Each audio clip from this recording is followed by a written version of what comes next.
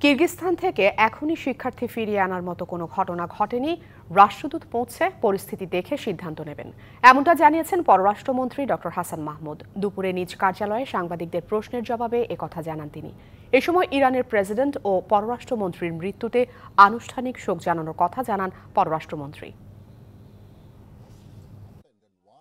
বেশ কদিন ধরেই কিরগিজস্তানে বাংলাদেশি সহ বিভিন্ন দেশের শিক্ষার্থীদের নির্যাতনের খবর পাওয়া যাচ্ছে।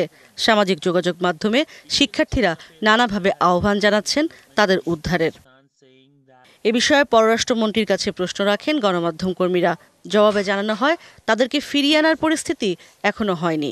আমাদের কাছে যেটুকু খবর, নতুন করে কোনো সংঘর্ষ বা হামলা হয়নি, এবং আমাদের ছাত্রদের যতটুকু খবর আমরা জানি যে আমাদের ছাত্ররা এই মুহূর্তে ভালো আছে, এবং আমাদের অ্যাম্বাসেডর আজকে যাচ্ছেন এবং গিয়ে ছাত্রদের হোস্টেল এবং বিশ্ববিদ্যালয় পরিদর্শন করবেন।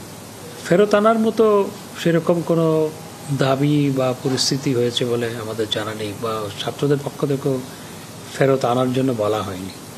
নগদে 500 টাকা বা তার বেশি পেমেন্টে পেতে পারেন ঢাকায় জমিসহ 20 কোটি টাকার পুরস্কার।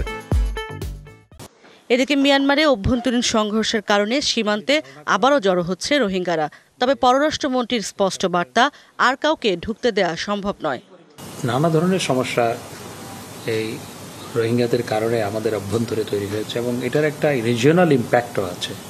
রিজিওনালিও নানা ধরনের সমস্যা তৈরি হয়েছে। আমাদের পক্ষে আসলে আর রোহিঙ্গাকে গ্রহণ করা সম্ভবপর নয়, বরং আমরা যারা আছে এখন এসেছিল তাদেরকে ফেরত পাঠানোর উপরে জোর দিচ্ছি। অন্যদিকে হেলিকপ্টার দুর্ঘটনায় নিহত ইরানের প্রেসিডেন্ট এবং পররাষ্ট্রমন্ত্রীর জন্য আনুষ্ঠানিক শোক জানানোর কথাও বলেন মন্ত্রী। এই ঘটনা অত্যন্ত দুঃখজনক, মর্মান্তিক, এবং তাদের বিদায়ী আত্মার মাগফিরাত কামনা করি। আমরা অফিসিয়ালি শোক পাঠাবো। মঙ্গলবার বাংলাদেশ সফরে আসছেন অস্ট্রেলিয়ার পররাষ্ট্রমন্ত্রী। তার সাথে দ্বিপক্ষীয় সহযোগিতার নানা বিষয় নিয়ে আলোচনা হবে বলে জানান হাসান মাহমুদ। ইশরাত জাহান উর্মি, ডিবিসি নিউজ, ঢাকা।